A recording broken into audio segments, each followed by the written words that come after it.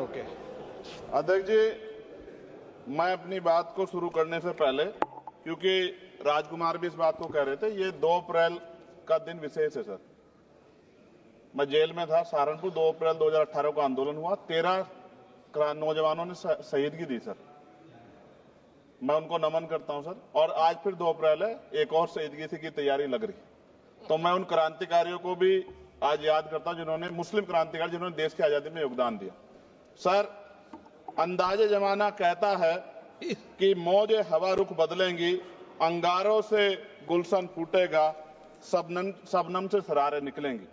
वक्फ संशोधन विधेयक 2024 संवैधानिक मूल्य एवं सांप्रदायिक सौहार्द के लिए गंभीर खतरा है। वक्फ संशोधन विधेयक 2024 संवैधानिक अधिकारों, विधिक सिद्धांतों और धार्मिक स्वतंत्रता पर गंभीर आघात है। विधेयक वक्फ प्रबंधन को कुशल और प्रभावी बनाने का दावा करता है, लेकिन इसके 44 संशोधन इन वादों को पूरा करने में असफल है। हमारा मानना है कि इस संशोधन से स्पष्टता, साक्ष्य और मूल कारण विश्लेषण का अभाव होगा। पूर्व संशोधनों का मूल्यांकन नहीं होगा, हितधारकों से परामर्श की पारदर्शिता नहीं होगी, मौलिक अधिकार का उल्लंघन होगा। Article 13, article 14, article 25, article 26, article 50, article 300 सर्वोच्च न्यायालय के निर्णय, स्थापित कानून और इस्लामी सिद्धांत और संविधान की भावना का उल्लंघन होगा।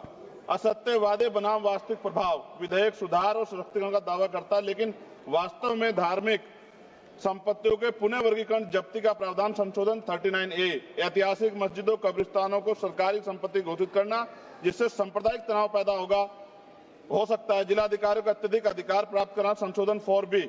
जिलाधिकारी सर सरकार के होते हैं, वो सरकार के हिसाब से काम होते हैं। यहाँ जितने MP बैठे हैं विपक्ष के, इनसे पूछ के देखो कि इनके जिले में क्या हाल है। इनके जिलाधिकारी सुनता नहीं सुनता, MP बैठे हैं, पूछ के देखो विपक्ष के, आपको पता लग जाएगा।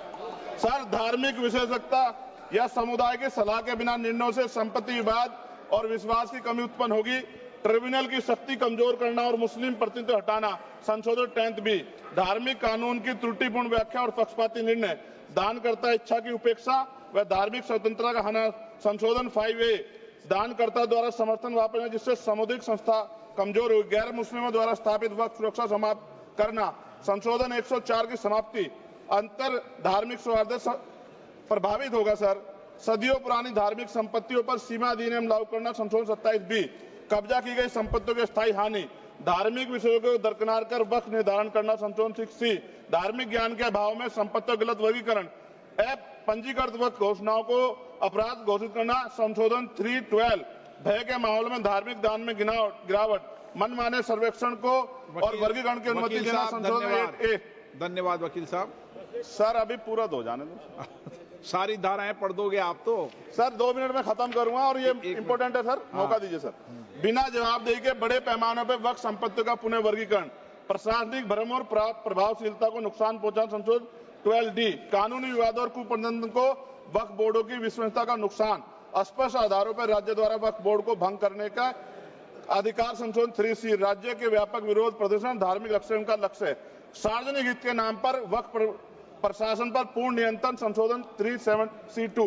व्यापक स्तर पर अशांति विरोध प्रदर्शन, कानून व्यवस्था गंभीर स्थिति।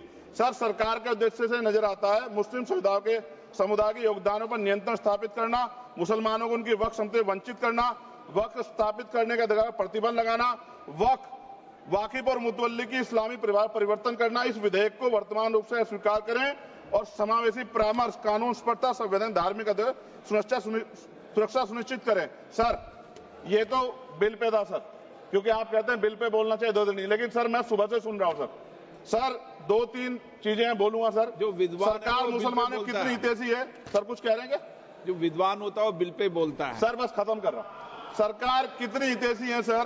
केंद्रीय मंत्रिमंडल में एक भी मुस्लिम मंत्री नहीं है। सच तो यह है कि अभी ईद पे नमाज पढ़ने के लिए भी नए नियम बनाए गए, और जो नमाज पढ़ रहे थे उनके पीछे पुलिस कर्मचारी लाठी लेकर खड़ा था, मैंने खुद देखा सर। अगर सरकार इतनी देर सच्चर कमेटी की रिपोर्ट पर चर्चा कराएगी। बिल्किस बानो के आरोपियों का जेल से बाहर आने के बाद स्वागत किया गया सर। मुसलमानों की जमीन की बात है, SC/ST की जो जमीन है वो छीनी जा रही है सर। कानून से ऊपर उठकर मुसलमानों घरों पर बुलडोजर चलाए गए, सबने देखा। सुरक्षा की बात करते हैं, लिंचिंग की गई, मुसलमान मारे गए सर। कावड़ यात्रा में गरीबों के ठेलों पे सुप्रीम कोर्ट ने ऑर्डर किया कि नाम मत लिखवाओ, देश को मत तोड़ो। अंत में सर बात निकली है तो दूर तक जाएगी। पार्टी सरकार के नेता यात्रा निकाल के कहते हैं मुसलमानों को भगाओ, और कई एक मुस्लिम एमपी पिछली बार सर उनको क्या क्या शब्द निकले, कोई निंदा नहीं हुई सर, और उसका प्रमोशन हुआ। और कभी आपके नेता कहते हैं सरकार गोली मारो, और आप हिंदू राष्ट्र की बात करते हैं सर। मेरा यह कहना है सर, मैं इसका पुरजोर विरोध करता हूं और अपनी एक शायरी के साथ खत्म करूंगा। तो बहुत सुनी मैंने आज दोनों तरफ, जब तक ना बदले जालिम हुकूमत का मिजाज, एहतजाज एहतजाज एहतजाज, और ये तब तक रहेगा जब तक सर अपनी सरकार सोच नहीं होती। धन्यवाद सर। समाधान 24 को सब्सक्राइब